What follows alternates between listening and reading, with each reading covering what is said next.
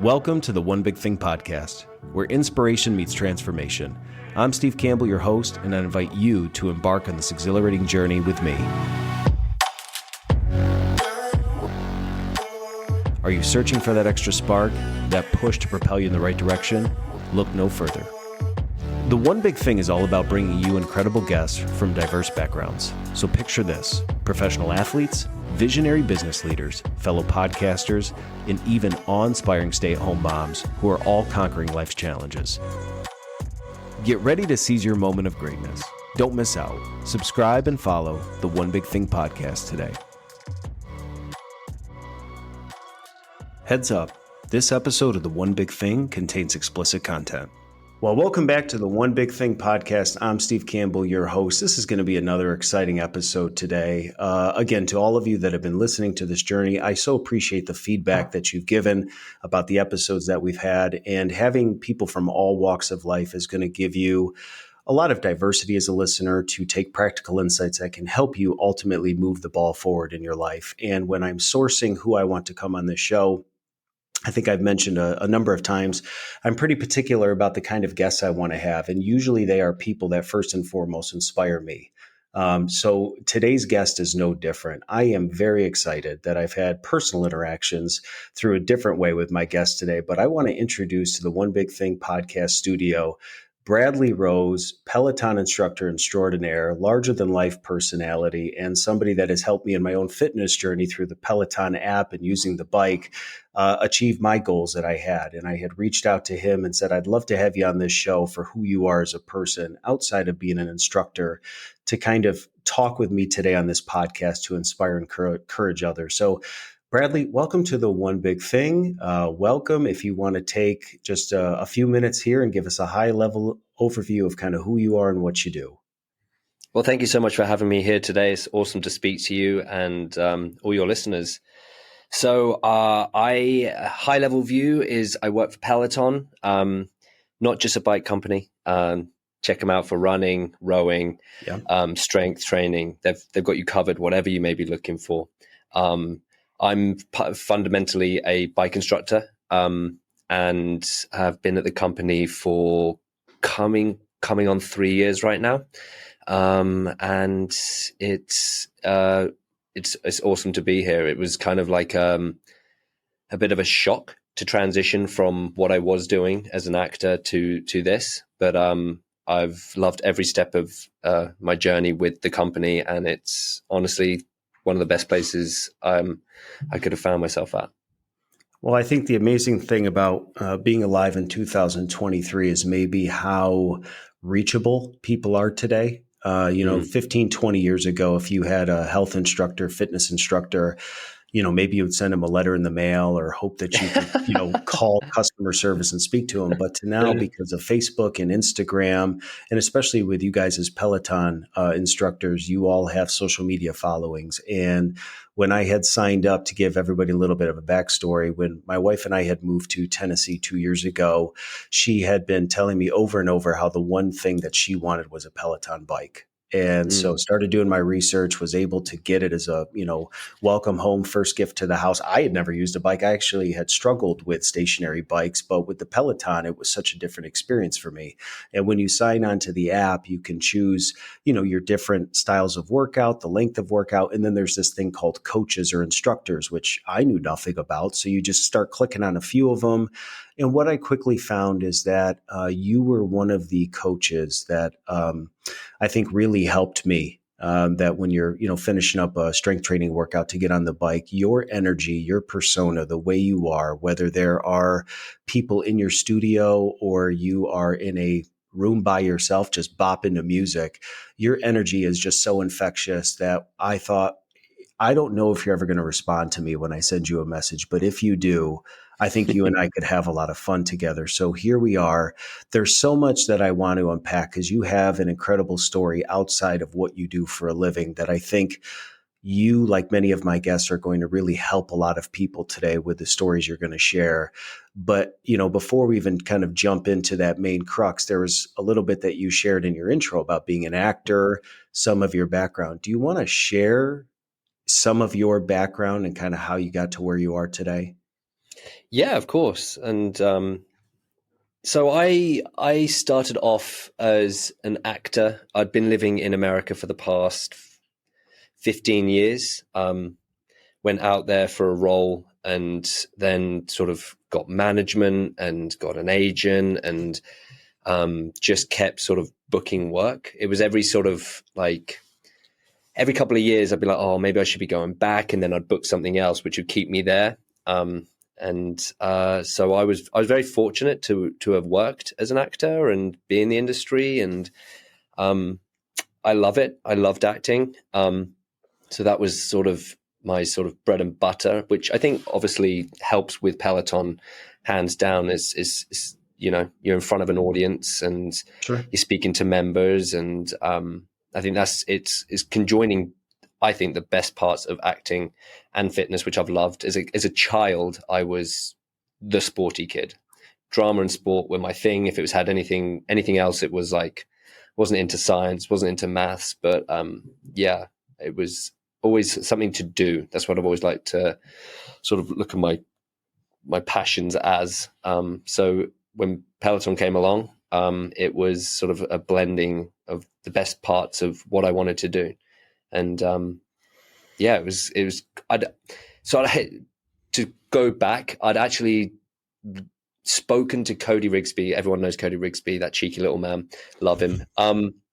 He messaged me. I used to work near him, and he tried to sort of get me to come join Peloton maybe 7 years ago. And I was like, no, darling, I'm an actor. Like, of course, not knowing really much about Peloton at the time and stuff. But we'd stayed friends, and yeah, when he called me just before the pandemic, and I was sort of flat, like waiting to what the hell's going to go on, stuck in an apartment, not knowing sort of what I'm going to do in my life, how long we're going to be locked down. And the opportunity came up again, and I jumped at it, and it never looked back. It's been honestly one of the greatest decisions I've done. So yeah, that's a little bit of my backstory. I don't know if that's. I know you probably want me to talk about my stroke, but I don't know if you want to get to that. And We'll get into that to a minute, but we're going to have listeners that have never been on a Peloton. They may not know you from the next person. So Cody Rigsby is a fellow Peloton coach. So if you get on he's the not app, just a coach. He's the creme de la creme. That man. I'm sorry. He's the Don Corleone. Have you not seen sorry, his I legs? shortchanged him my there. goodness. Yeah. You did shortchange him. I'm watching. Got your number. Nah, he's great. I love him. So That's what was great about him. Were you both in New York City at the time? Is that how you kind of met? Was through the health Yeah. circuit, or where did you guys like? How do coaches connect like that? I can't really recall how we connected. It's weird. I used to work near him. That's all I know. I worked for another fitness studio, Rumble Boxing, and that's kind of how we connected. But obviously, my passion was acting, and I wanted to just keep doing that. So at the time, it was Peloton was a full-time job, and I was not willing to sort of give up my sort of lifetime career and passion and like dreams were all into acting. So at that time, 5-6 years ago, I was not willing to sort of come over to fitness full time.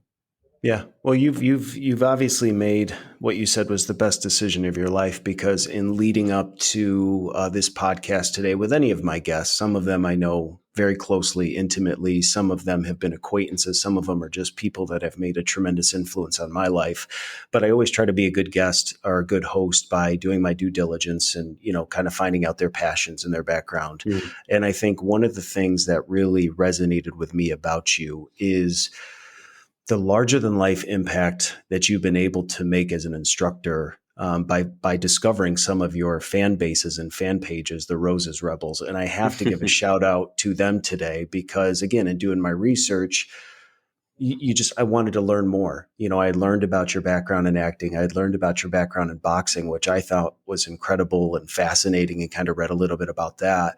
But this group, you have been able to galvanize people, some of them of all different fitness levels, through this Roses Rebels that view you as their Sherpa, which I heard over and over again, which I love that term since being on a bike, and in kind of just from a background, following through some of the things that, Rose's Rebels post, first of all, they're all about you, Bradley Rose. But two, it's more the impact. And I think what's so cool to see as a fly on the wall is when they're posting their, post cycling stats. They didn't feel like getting on the bike, but through the 20, 30, 40 minutes that they were willing to put forth, you helped them get through it. And actually, one of them said that they've been riding for 81 weeks straight because of your encouragement and inspiration. But, your Roses Rebels wouldn't have a fan base if your journey wasn't what it was and what led you to this point in your life. So, I want to give you kind of the space as my guest to share. We call this the One Big Thing podcast because we try to give people not these very vague, just be better, take life by the horns kind of ideas that, like, what do you do with it post one of these shows? But let's get real about practical insights, things you've learned that have been a part of your journey that somebody listening can say, wow, that's really good. That's something I can actually take away as make a part of my life to move the ball forward. So the rest of this time, I want to leave open to you to see where you want to take this conversation leading up to the things that you've learned in life. And I think it kind of starts with what you and I were talking leading up to the show of part of your experience. Yeah, I mean, big shout out again to the Roses Rebels. It's amazing that we have such a great group. And one of the things about Peloton and when I'm on the bike is I'm always saying to jump in. Right, a lot of people are sort of nervous about getting involved and just taking classes on demand. I'm like, get to the live classes, join one of the groups. And I'm not like one of these instructors either. It's like, you've got to join only my class. Only take my classes, join only my groups. I'm very much like, take all the instructors, find who works for you. Because there's going to be people that you love on the Peloton platform. There's going to be people that you don't like. Right. And that's the thing is, I cannot be everything for everyone. And that's okay. I'm happy to build a community. And that's what I'm trying to do is I look at this as, you're not just at home sat on a stationary bike alone. You're there with a group of friends. You're there with your mum. You're there with a mate. You're there with, someone that you've met online. And through those connections, they're gonna also help support you to get on the bike, to get into fitness when you don't want to do it. And everybody wakes up and has days that they do not want to do it. Even me as an instructor, right? As I can tell you, there are days I sit on that bike and I go, fucking, what the fuck am I going to do? I've got no energy. I feel exhausted. I'm so tired. Like, how am I going to pull through? How have I got to get through this? And oftentimes it'll be in the green room. I'll sit there on my phone and I'll go through my inbox and I'll see messages written to me, or people will have a conversation or have a question to me. And that sort of sparks my sort of that fire inside, that stokes that fire inside, that gets me going, that gets me sort of like, okay, there is a reason I'm doing this. I'm not just sat in a studio with a camera speaking to no one. And that's the thing is people think it's going to be a lonely experience because they're not in a gym, because they're not in a group fitness setting, because they're not there with their friends. But I think of it as the complete opposite, is you get to be there with people. Yes, you're interacting in a different way, but the world's completely changed the way we interact with each other. And so I'm always like, send out that message on Instagram, join a community, get part of the Roses Rebels. I love the Roses Rebels because they respond. They speak to people. They let you know what's going on. You're having a tough time, come take this ride. I'll ride with you. And that's sometimes what we need, is we need that friend or that crutch or someone who's sort of pushing us to do that thing that we don't want to do. I love the social aspect of it as well. My wife's into social media and I'm big on social media, and I always say it, I'm not going to sit there and you send me a message and it's just going to go in my inbox and I'm never going to look at it. I will, and I have responded to 100% of everyone that has ever come to my class. Even yourself, you sent me messages and I'll respond to you. Sometimes even over time, it maybe just a heart, or maybe like, thank you so much, or amazing work. But I think it's that acknowledgement of that someone's seeing what you've done, that someone's seeing what you've said, and it's not just going out into the ether and getting lost or not Yeah. seen. And it's I once again, it's community. Base one is this is a community. If you can come to the classes and see me face to face, awesome. If you're over in Detroit, you're over in LA, you're over in Germany, send me a message. Awesome, great. We can chat. How are things going? What's going on? Like, how'd you find the class? But again, it's, a lot of people say social media has taken the sort of like our interactions in one aspect away from our sort of lifestyle. But without it, I wouldn't be able to speak to people in LA or Germany and see what they're up to and what's going on and what classes they're taking, what they like, what they don't like. And again, I think it's wonderful. A lot of people are nervous about social media. A lot of people are scared. A lot of people don't like it. Each to their own, but I think it's a great tool if used right. Well, and I'm thinking about a couple of things. So I want to give a couple of acknowledgments here. You have one of your Roses Rebel, Nadine, who said that she's very excited to listen to this podcast today. She's just a big fan of yours. But she said, please let him know how much he makes us smile. And he's so motivating on the bike, and that he always kindly responds to our direct messages on Instagram. He's truly amazing and a caring human being. And this was one of 50 responses I got from your Roses Rebels about, please acknowledge how alive he makes me feel. And I think the one thing that Peloton has figured out for those that have never been on a bike before, I'm just trying to give you a visual of what happens.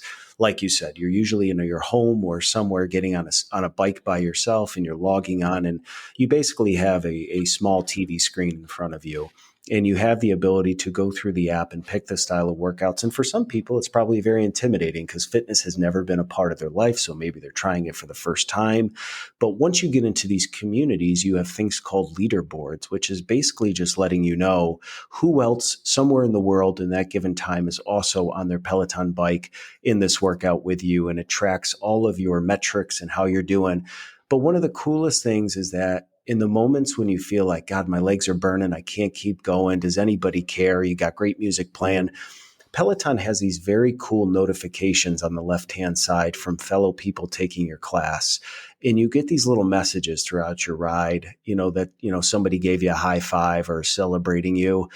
And it does something for you. It does something because it's never been easier in a world of social media where everybody is reachable, like we talked about, but people have never probably felt more isolated in their life. The world has gone through a lot of experiences in the last few years that I always say it's like drinking out of a fire hose. We are all still trying to figure out how and why relationships have changed, why I can be in a room full of people and still feel really lonely.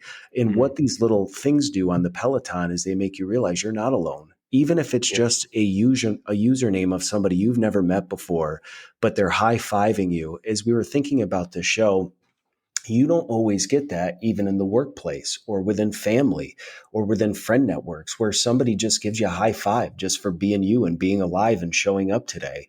So many people that tune into this show might have prolific jobs, careers. They love what they do, but they feel alone. Maybe they have great friendships or none at all, and they feel alone.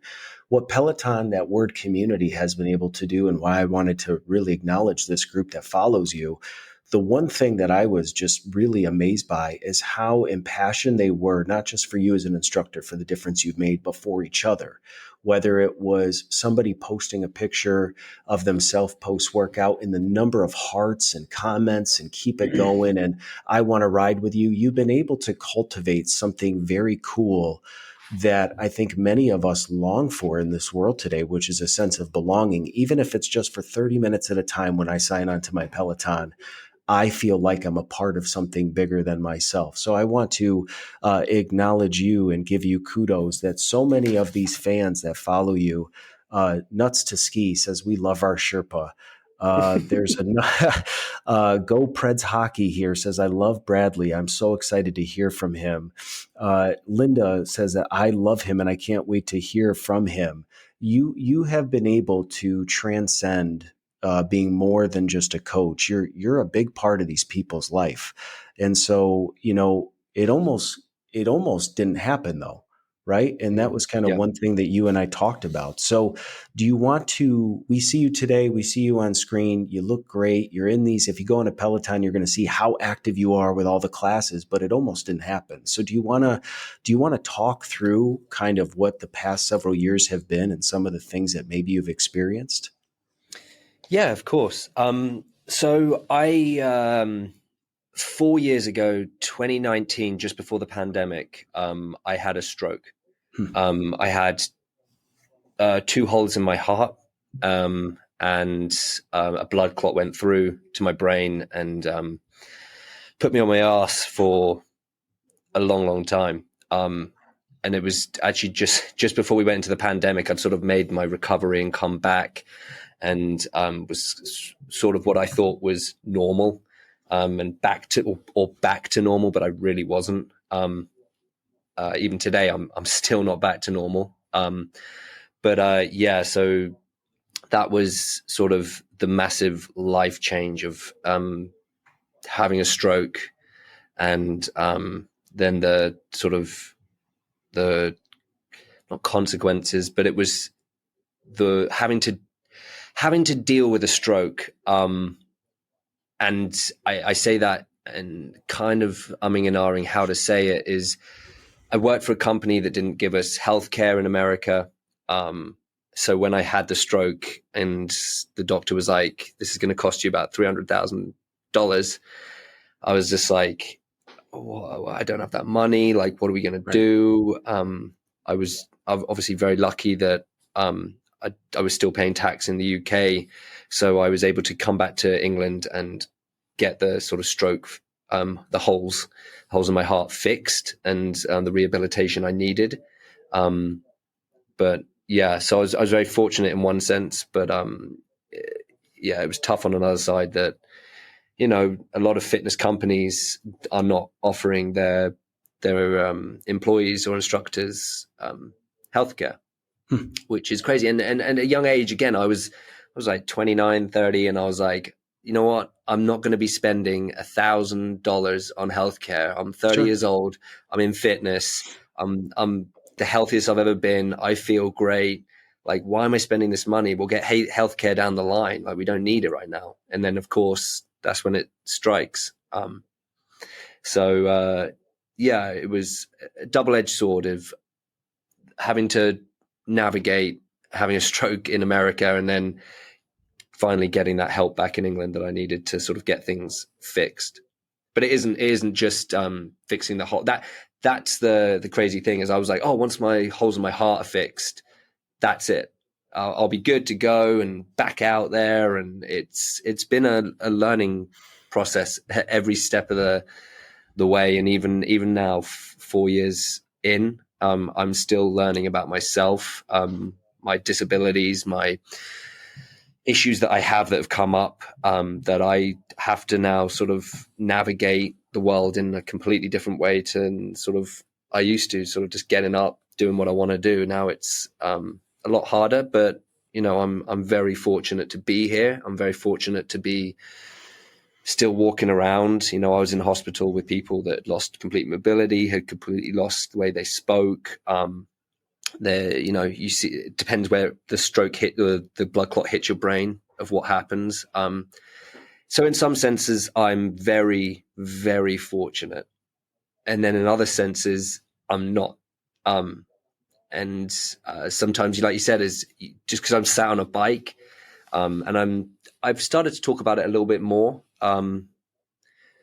But it was a tough scenario because I told Peloton that was the thing is you get hired by a fitness company, and then I sat there and I was like, it wasn't me.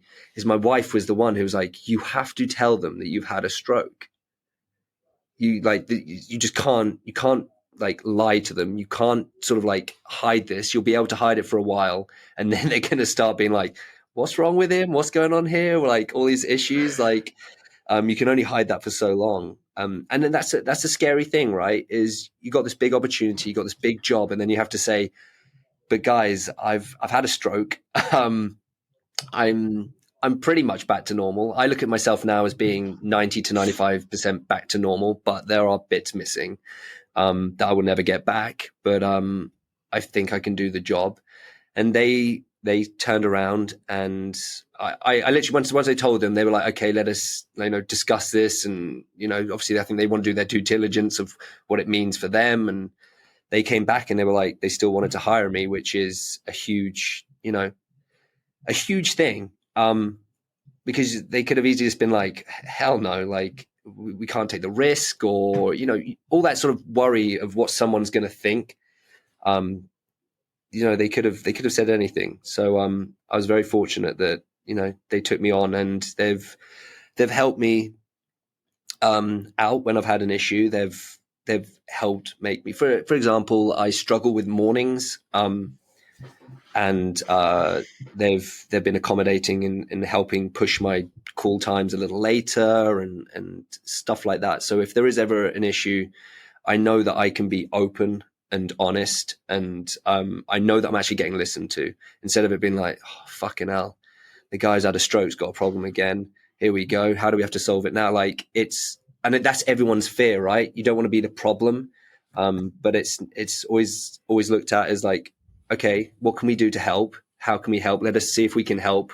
And that is refreshing from a company standpoint. I haven't heard it anywhere else, especially for a fitness company. Is even more. It sounds crazy when you think the fitness company have just hired a guy who's had a stroke. It's insanity, but it's worked out, and that's why I'm unbelievably grateful. Well, just being a fly on the wall and listening to your story, first of all, is your wife's name Sophia? Is that yes. Correct? All right. Yeah. Sophia, she's a rock star in and of herself. So she is a boss. Thank you to all the wives that get us to tell the truth and be forthcoming. So our wives and our spouses are the ones that, Bradley, you should probably say something, especially going into a pretty prolific health position where your heart probably is important. That's probably a detail you don't want to overpass. So kudos to you, Sophia, for being there. But even thinking about, just what you went through in health, a lot of our listeners tend to be in their 30s and 40s. We got people from singles kind of discovering themselves, to married couples, to young parents with kids, and healthcare is a huge part of that. And there are a lot of young people. There's not always necessarily a blueprint for all of us as to how to do certain things. So in your case, you were, I believe, a fitness instructor in New York City, teaching boxing at the time, from what I've gathered. And the assumption is you were probably in the peak position of your life, that the thought is, you're doing so many preventative things now with your body to prevent the unforeseen coming. But that's one of the consequences of life, is there's things that we can never plan for that can cause disruptions or cause all of us to face crisis moments. And there's probably listeners today who have gone through a health condition that was never on the radar in their life, and it has rocked themselves, rocked their marriage, rocked their family. So I believe you were married at the time, or with Sophia, but what was that process like for you, going from somebody that was so healthy to kind of just the onset in what were the things that you just had to work through or experience that you could have never planned for? Well, yeah. Once again, a massive shout out to my wife. The way that she's, in all honesty, dealt with me, because it was dark. It was really dark times at the beginning of having the stroke, and I can only imagine that I was just an absolute fucking nightmare to live with. But the thing is, I don't remember a lot of it. She always brings up one story of just how simple, like my brain wasn't quite working, and it's just like the way I'd forget things and then just have these huge outbursts of sort of emotion and anger and like confusion, and it was really tough. And for someone to sort of stand by me and be there every step of the way has just been honestly amazing. And whilst she's also taken the at that time the brunt of, obviously I didn't have my salary coming in, so she was working full time, trying to keep that afloat, trying to keep our apartment in New York sort of paid off, and bills and stuff like that. So she had a lot going on. So yeah, she's honestly the rock to me, really. So I'm so thankful to her, and I could only imagine a lot of other people sort of just walking away and getting rid of me, because yeah, if of what I imagine, if how much I was a nightmare, I could only imagine it being a billion times worse. So I don't know if that answered the question, and I've forgotten what Yeah, else you said. no, I mean that's a part of it. We always think that being a full-time care provider is for our aging parents or a Yes. grandparent or somebody who's towards the end of their life, and but sometimes people are thrust into, you get married, you say your vows to the love of your life, that you'll be there through sickness and in Mm, health, and no one is ever. There's no calendar that says, in 5, 6 years, you're going to be rocked with a stroke or a sickness that is going yeah. to change who you are as a person. You didn't want to change, you didn't ask to change, but it's the reality of your situation Mm, that you went through a really big health effect. And there's a lot of spouses that are just silent heroes behind the scenes, where they 100%. are trying to carry the load of keeping things afloat. And the big thing I would say to any listener that's out there today, if you, like Sophia, kind of found yourself in a position where the love of your life has gone through a health concern, just recognize that you probably need some care or some help too. You probably need somebody that you can reach out to and confide in, that can build you up. Because while you are trying to pick up the pieces and make sense of the fact that, you are going through something, and what in the world is going on, and like, how are we going to get through this? She was probably feeling the effects of it on herself. And what I have experienced in my day-to-day life and my job is that when you are thrust into the position of being a caregiver, whether it's for an aging parent or literally your spouse or a child with special needs or whatever it may be, the most care that's probably needed is for yourself, because you can't give out what you're not being filled up with. And so Yeah. for the listeners that are out there today, if you find yourself in that position, hopefully Bradley's story can resonate, that it's not the end of the story, right? And that's the Yeah. big part of having this conversation with you today, because we see, if you sign on the bike today, this amazingly fun person in a studio on a bike who plays incredible playlists, by the way. I mean, I've really developed the word bop into my language, just from listening to you on this bike.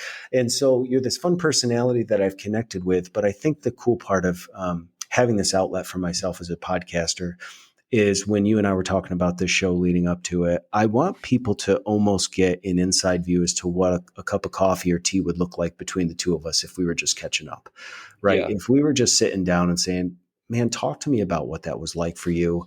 What did you learn? What's been the process? Where are you at today? What do you need help with? Not that you need to go into all of that, but that's what true friendship is. That's what helping one another is. So, I mean, even from what you went through with the stroke, which, if no one knew you today, they probably wouldn't have assumed at your age that strokes were even common among younger people. But And that's the just kind thing. of, And I've got to say that no. is that's the crazy thing, right? Is when anyone ever thinks about a stroke, they think of someone old.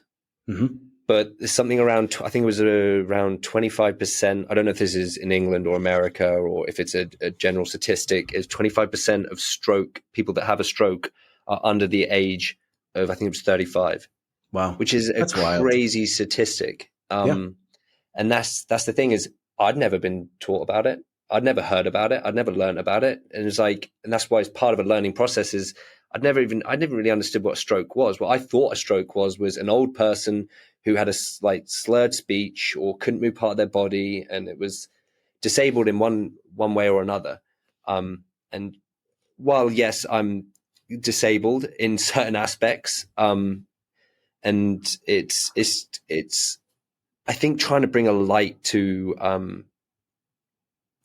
the fact that this happens way more often.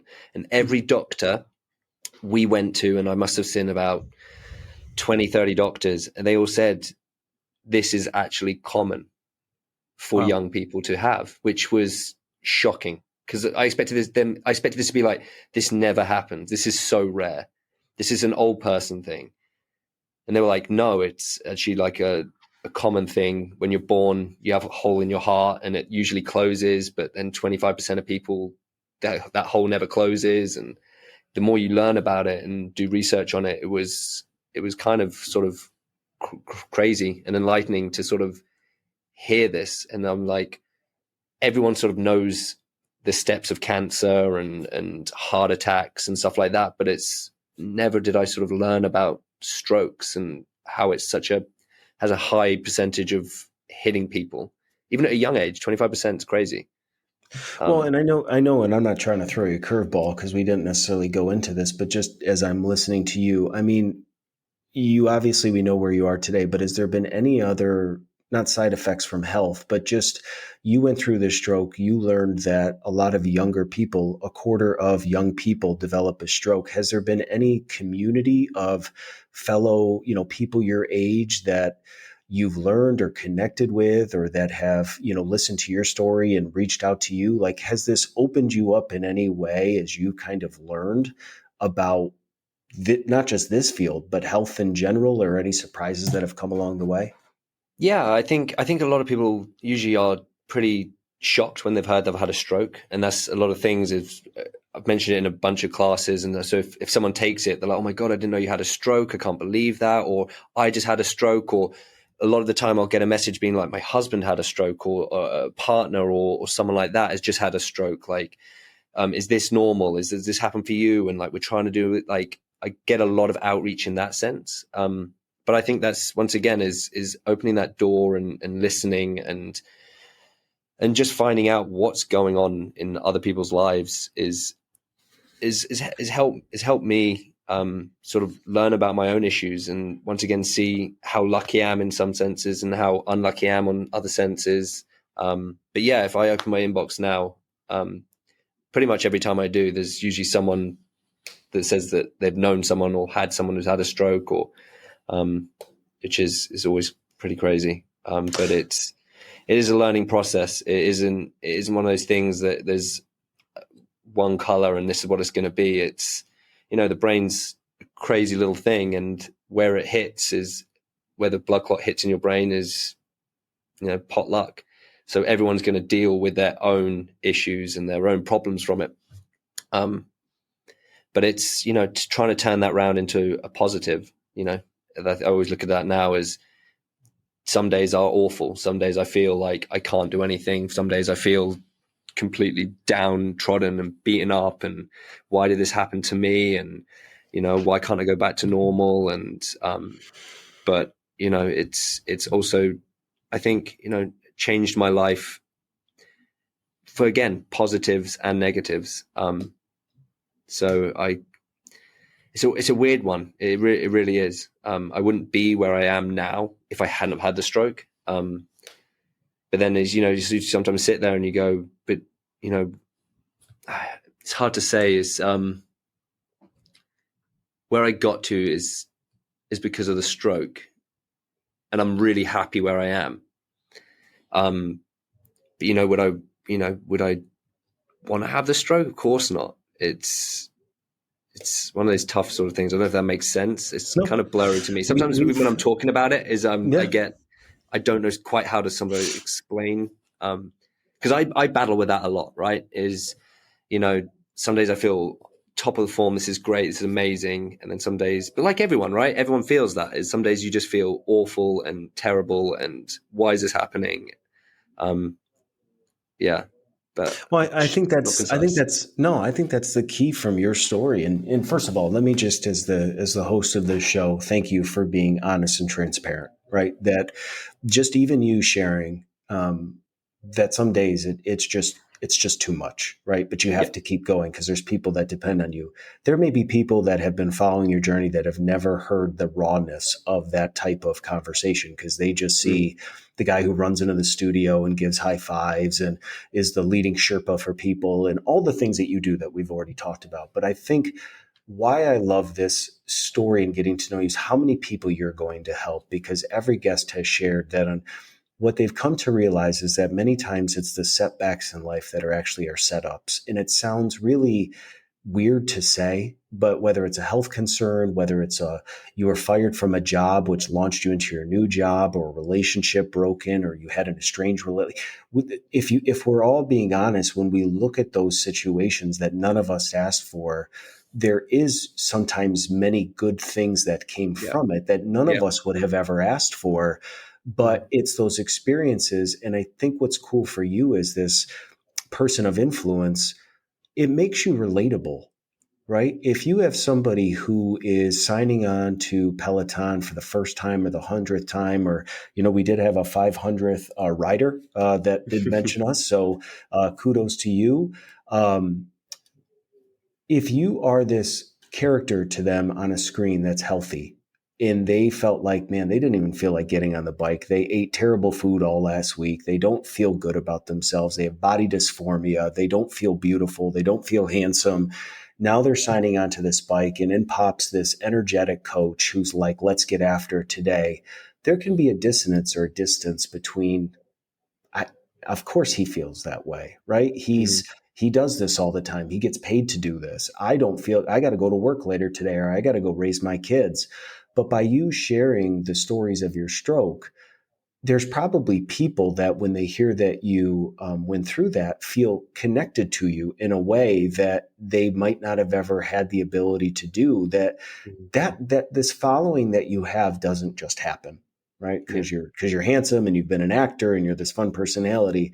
It's because as somebody who reached out to you, you were kind enough, whether it was through an emoji or a response, to even write back. And what we touched about here earlier in the show is that every human being has the desire to feel recognized and appreciated. 100%. And when it's you on a bike acknowledging a handle of a bike rider and way to go on your so manyth ride or way to push through, the amount of energy that that person on that bike is going to feel because Bradley Rose acknowledged them can be the difference between them giving up and them keeping going. And so even with the way you respond to messages, there's probably people that follow you on Instagram and on social media, and they throw a Hail Mary to somebody they've never met before of, thank you for being you. I went through a stroke. I did this. And even if it's just an emoji or a response, can make them feel connected probably in a way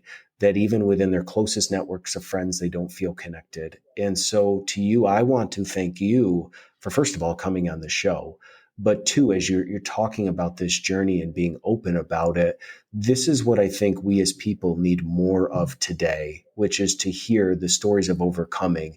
Because I know as you and I were talking about this show, it wasn't like it was an easy road back, because you've talked about that a little bit today. But even I think some of the things that medical professionals had shared with you about, this stroke, and I don't know how much more you want to go into it in the story, but I got to imagine there were some life lessons, some takeaways, some things that you've discovered along the way that maybe if you want to share, I think could be really helpful.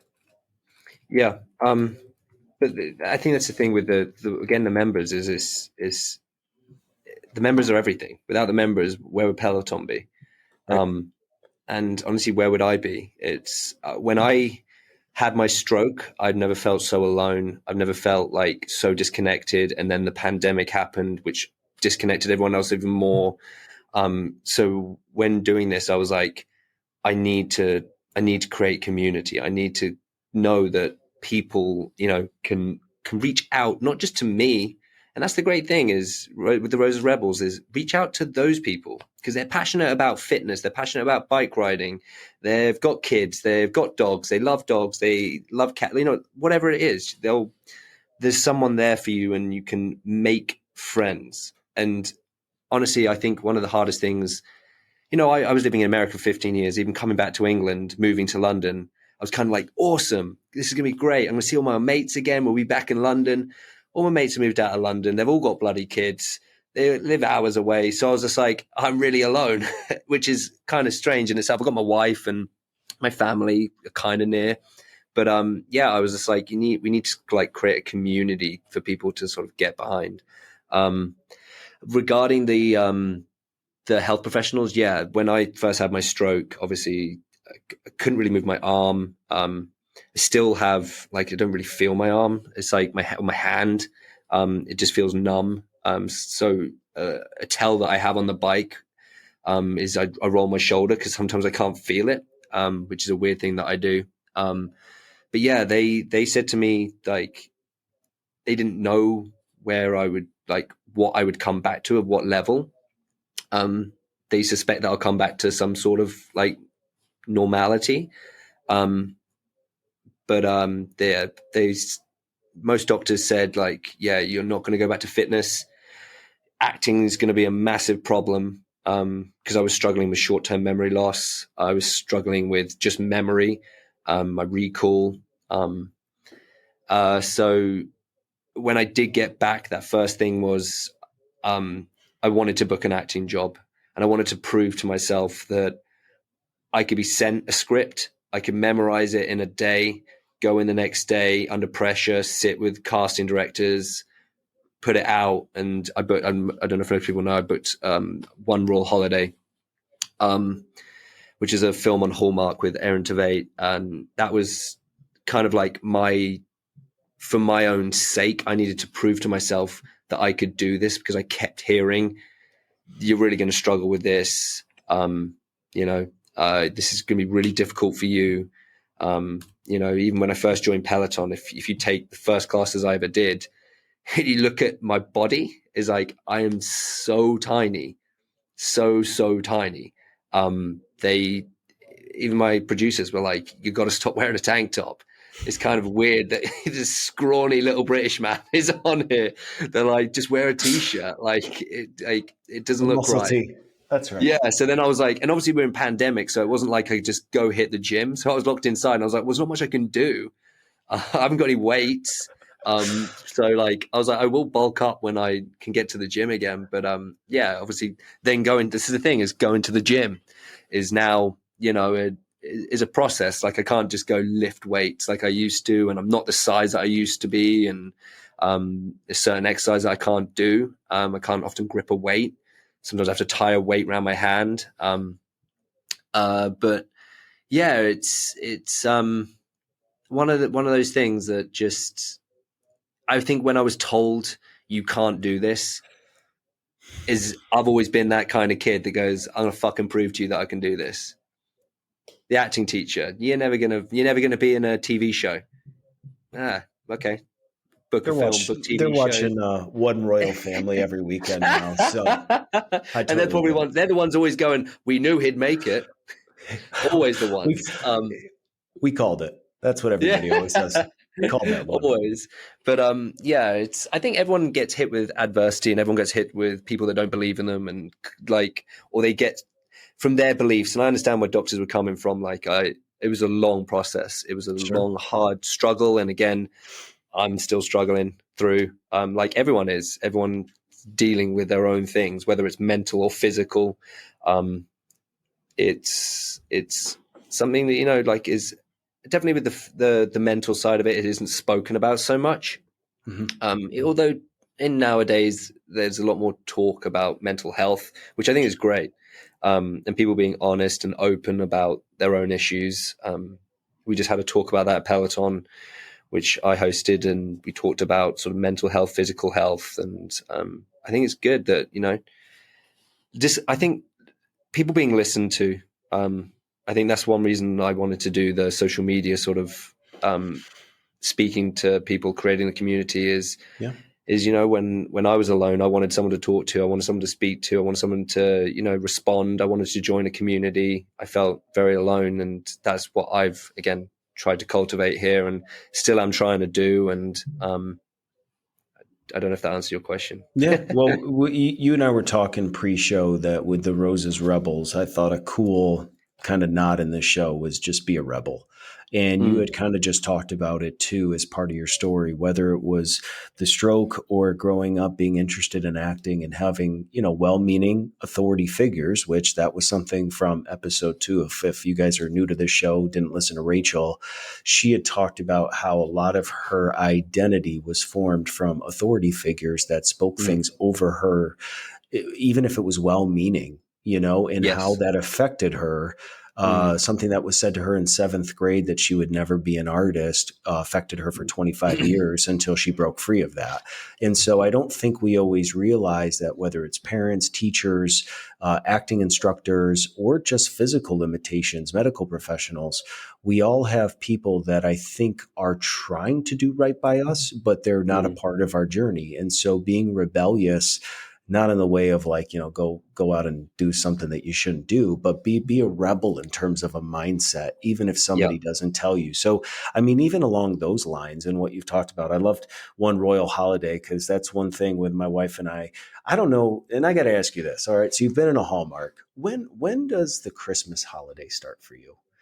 Are you like a post Halloween person? Are you a post Thanksgiving? Are you like Mate, July 4th? no, After July 4th, Christmas trees going up for no, somebody no. that's been in an actual Hallmark. None of us have except for you. Somebody that's been in a Hallmark. When does Christmas start for Bradley Rose? Look, for me, I'm not someone who gets way ahead of it. For me, it's December 1st. Oh, I'll okay. give it, I'll Wow. give it, I'll give it Wow. 20, 30 days of like, that's to build into it. You know, in England, we don't do Halloween so much in England, although it's becoming a bigger thing. But yeah, like I, I, I I can't be this July thing. It's a bit crazy to me. But filming Royal Holiday, the crazy thing is we had all the snow there and stuff like that, but it was baking hot in July when we filmed it. So we're there with our coats on and scarves outside in like 100 degrees, literally sweating, trying to do this. So that's something that people don't usually know. But yeah, it was a great opportunity to go out there and do that. But And isn't that a big like realistic metaphor for life? We as consumers get the benefit of turning on Royal Holiday and watching what we assume is a movie based on holiday, December, cold weather, but you as actors were in the dead heat, but faking it till you make it or not talking about, God, it's so hot in this movie. A lot of our lives as humans is that same thing. Mm, We see what's projected on social media, what people post. We see reels, we see shorts. We've never been inundated with so much visual sensation that looks like everyone is happy, everyone is blessed, mm, everyone is living the best life. We don't know that they edited that video for 2 hours and cut out all the bad parts and, put music to it. So yeah. you're in a place of feeling isolated, not you personally, but us as Hmm. people. We feel lesser than. We feel like no one is understanding what I'm going through. I feel rejected. I feel alone. I feel hurt. And when I'm scrolling on Instagram, I'm getting stuck in this paralysis of watching what looks like everyone else living their best life and no one sees what I'm dealing with. And especially you bringing up mental health. I had my oldest brother went through 7 years of clinical depression. And he Wow. was my boyhood hero and idol. He was my protector. And to see the state mentally that he got into rocked my world as a teenager, Mm, to the point that I couldn't help him. I couldn't fix it. This was the guy that always protected me. And here he was dealing with something he didn't ask for, a chemical imbalance, depression. And until now, though, looking at his life, he helps so many people because he almost recognizes depressed people when we're out. It's kind of yeah. wild. He's got like a spider sense. He can look at someone and know they're depressed, and he has a heart of compassion for them. And so, Mm, whether it's a stroke or just being a rebel in life, having the ability to overcome really hard things. No one ever said life was easy. And what I talk about on the show is all the time is you get to choose your hard. Parenting is hard. Marriage is hard. Getting on a mm, Peloton bike is hard, yeah. but you still do it. And I'm trying to picture, you in the gym with some of the stuff you talked about because it doesn't seem real to many of us that just kind of see you from afar. Like, so just sharing these details. I mean, even within kind of some of this story that you've been sharing here, are there other, like, what's helped you push through these different seasons of life and different scenarios, whether it's a stroke or acting? Is it just this inner will that to prove people wrong, or is it, Yeah, yeah. The rebel thing came from I've always been a rebel, and I've never played by the rules. I've love always that? been, yeah, I've always been that kid who's always in trouble. Even I'm sure my producers would sit here and they'd be like, the amount of shit and fires we have to put out because you're just causing a fucking shitstorm over here. Um, but it's not out of bad nature. It's not out of trying to cause a problem. I like to do things my way. And and that's the thing is, like I always say, you either like it or you don't. Like, that's fine. It's fine by me. If you like it, great. We'll vibe. If not, go take one of the other instructors. You'll love it. You'll love them. But I think it's just living your life and doing what you want to do. Right? So having that stroke and going through all that stuff I suddenly realized just for the first time ever, is like I was always that kid who was like invincible, doing backflips and jumping off buildings and doing crazy ass stuff and not worrying. And then suddenly having that massive life change was, okay, this is serious. You got to sort of like stop worrying about what people think. Like, who the fuck cares what Gladys in Idaho thinks of your class, or what they think of you as a person, or what they want you to do. Like, we're all consumed with, other people's opinions of us. And I was just like, I just got to get rid of it. And I think that's one reason as well is I booked a couple of films after my stroke pretty quick, because I walked into the room and I was like, fuck it. I'm going to do what I want to do. And you're either going to love it or hate it. And you know what? That's on you. I can't control that. I can just give you what I'm going to do. And that's exactly the same way I look at Peloton. And now that's the exact way I look at my life. Not everything's your cup of tea. And, you'll find an audience just by being you. So stop being what other people want you to be. What do you really want to be? What do you really want to do? What do you really want to say? It matters. Everyone has a voice and everyone has an opinion. Like, stop hiding it and stop like being an opinion of what someone else wants. Like, I always say in class, you got one life. Now's the chance. Say it, do what you want to do. Whatever it is, whether that's good or bad, I don't know. But, stop waiting. Now's the time, because no one thinks they're going to have a stroke. No one thinks they're going to get cancer. No, my wife's dad got cancer during the pandemic and died. And, I suddenly looked at it and people were getting ill around me. And I was like, what am I waiting for? What am I like? Message the person you want to message. Everyone tells you, oh, you shouldn't do this. Why you shouldn't do it?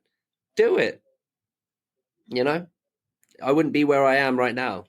I messaged Cody on Instagram, I think. It was like, dude, is Peloton still available? I'd love to join you.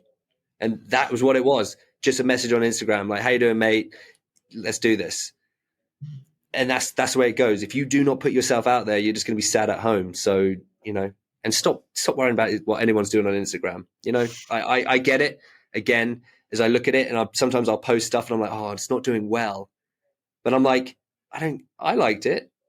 That's what actually matters. Your stuff does pretty well. I mean, but you're funny. And that's one thing I love about you and your wife is it's not just bike riding all the time and like what you do for a living. You guys actually post some pretty fun stuff about you guys on vacation. And one thing I was going to mention to you too, my wife and I went to St. Lucia for our anniversary. And so amazing. I've been following Sophia on Instagram, and I saw that one of her stories was your guys' trip to the Pitons and seeing all that. So on a side conversation, you and I will have to talk about the amount of cats that are in St. Lucia, because that to me was fairly overwhelming for my wife and I.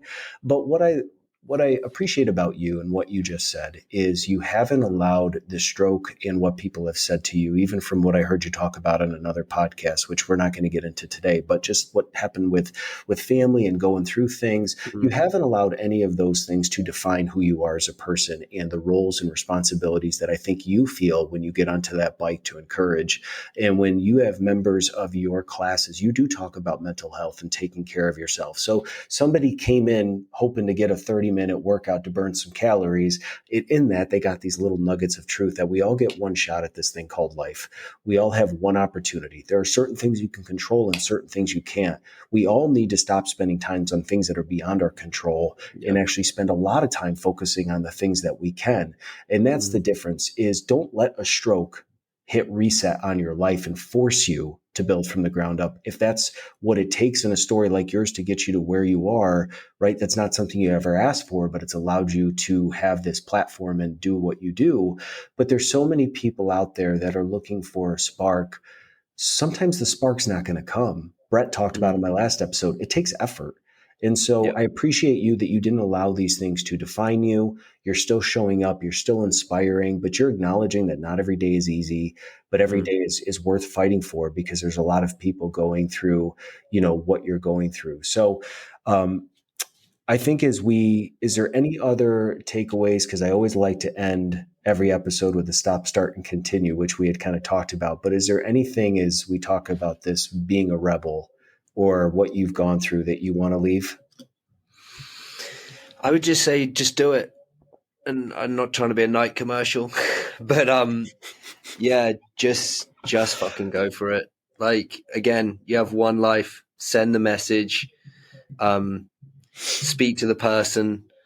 Go after what you want to go. It's not going to be handed to you, but if you don't put yourself in the running or out there, it's not going to be given to you. So you gotta kick some fucking doors open and start kicking them down, and then you'll find the one that will work for you. Not everyone. I'm sure you were something different before you were a podcast host, right? And Yep. same as me, as I was something different before a Peloton coach, but I kicked every door open. And yeah, I was also in Hallmark. Oh, no, I'm just kidding. yeah. But to your point, I had a vision, and I talk about why I created Yeah. the show. I'm real and honest about it all the time. I was in a position of my life where, with 4 kids under 7 years old, with my wife, with running a business outside of podcasting, there was days I sat in my car and I felt absolutely lost with all the roles and responsibilities and the expectancy people depending on me had of me, where I didn't even know how to lead my own life, let alone the lives of all these other people.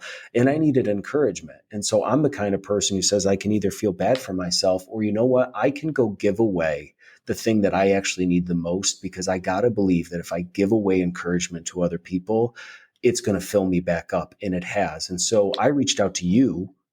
Didn't know you from the next person. Folks, we're on British Standard Time right now. Bradley's my first international guest. When he says whatever cup of tea in America, we talk about a cup of coffee. But either way, I reached out to you not knowing if you're ever going to respond to me. And here we are having a conversation on a podcast. So I appreciate you for being who you are and doing what you say you're going to do. So to people that are out there, you get one shot, be an absolute rebel and kick down as many doors as you have to until you get to the position you are. So as we bring, if you're new to One Big Thing, with every single guest, part of the tail end of these shows is I have my guests talk about this concept of start, stop, and continue. What are the things that you in your life, Bradley, want to start doing, stop doing, and continue doing that might resonate with hopefully Gladys in Idaho, which Gladys, if you're listening, Gladys, sort it out, Gladys. Be nice. Be nice, but come back on Peloton. Give Bradley another come back to me. I need your number. I need you there. Because there's a Gladys in Idaho listening. But why don't you give me start, stop, continue? My start is something I've been thinking about recently, is coming back to acting and presenting. I would like to do that. Stop, I guess it would be just the judgment that I would sometimes have about my stroke, and the way that I'm just hard on myself for what happened and what I can't do today. Sometimes I beat myself up over it. There's a light system with strokes that I was talking about this with someone recently, is what I think a lot of the stroke things is sometimes it's just mass exhaustion, like exhaustion that you've never felt before. Like it's like having a hangover, but for a month, and it's just like you cannot move. And I think sometimes it's like, I think the stroke community needs something like an awareness thing of like a traffic light system, like a red, yellow, green. Because some days, like today, I feel yellow. Yesterday, I felt green. The day before that, I felt red. And sometimes it's just like letting people know that you've had a stroke. I think I've got to stop hiding it, because part of me was like, I don't want people to know that I've had this. I want to come onto the Peloton platform, and I want them to think that I'm normal. I want them to think that he hasn't been given this for a reason. It's like I want it to be like just anyone on there. instead, so I kind of like hid it and didn't talk about it. And then I was like, what the fuck am I doing? This is my identity. So I need to, talk about it more, because the story resonates to people and will help people. And biggest thing, I think it's all interlinked, is continuing meditating. I'm a major meditator. I do 20 minutes twice a day, have my own mantra. I learned maybe 7 years ago, and then from my stroke I stopped doing it. But it's been one of the biggest it's the best tool I have for dealing with any issue that I have sort of coming up. It doesn't cure anything, but if I'm exhausted, it'll take me from a 25% to 50%. And that little boost will make me feel better. And I think anyone who's had a stroke, or anyone who's exhausted, or stresses a lot, or has anxiety, meditation is a great thing. Peloton offers it on the Peloton platform. It's guided. It's a good starting point to jump into the meditating world. And if you enjoy that, then I would 100% go speak to someone who does it. I learned from Ziva Meditation, Emily Fletcher, who's fucking awesome. If you haven't heard of her, she's fantastic. I would 100% go learn how to meditate properly and get a mantra. And it's tough to do, because 20 minutes twice a day is a lot of your day and a lot of your time. And a lot of people, my wife's even like, I don't have the time to do it. But it's my non, like, if I need to meditate, I need to meditate. Like, I'm going to take 20 minutes. I'm going to sit at this train station. Non-negotiable. It's my non-negotiable. That's the word I was looking for. Correct. Yeah. And I'm like, I've got to meditate right now. Sorry. Sometimes, even when we were in Spain, I'd go to a coffee shop. I just need to sit here for 20 minutes and meditate. So, that's my start. And those are all, I'm going to push you, man. I'm going to send you Instagrams on what movie we showing up in next, because I got to keep the Hallmark directory going. But whether it's meditation or whatever, we all need something that is a grounding mechanism for us in our day-to-day, because I think we all have a larger expectation of what we can actually do as humans, which many times we can't. Just like a Peloton, you can't go from being in the state physically you're in and just lose all this weight in one day. You have to every day show up and get on the bike for 10, 15, 20 minutes. And those baby steps all stacked on top of each other leads to real life change. So if you're somebody out there who has been beating yourself up that your life isn't what you thought it would be at this point, your marriage, your kids, what have you, what are the small things, whether it's meditation, that you can do every single day that can help you move the ball forward, to think about, where do these thoughts come from? When I'm feeling red today, is there something that I can do to raise that just a little bit that can push me to go be what I need to be for Sophia, for anybody else that needs me today? And you're not perfect. You're not human. Don't be ashamed that life has dealt you a deck of cards that maybe sometimes you didn't ask for, but find a community of which you can share these things with people that really care about you and want to support you. So I know on behalf of Rose's Rebels, just everybody in general, I will put your Instagram username in the show notes. I would encourage all of you guys, whether you've ever been on a Peloton or not, obviously Rose's Rebels, get out there and shower this guy with love, because you did an incredible job in this hour that we spent together, being open, being honest, kicking down every door, being a rebel in life, because you only get one shot. And I'm going to put some notes about your handles down in the show notes, as well as for any Peloton interested people. You have an opportunity to have a free trial with Peloton to try it out. So we'll put some of that information in there. But to also your team at Peloton, I want to thank them for allowing you to come on this show and kind of share your story with me today. But this is the kind of stuff, as I said, I told you, when I sat in my car and I thought, no one sees me, because they just see the persona I have, but they don't see the insecurities or the, I don't know what I'm doing.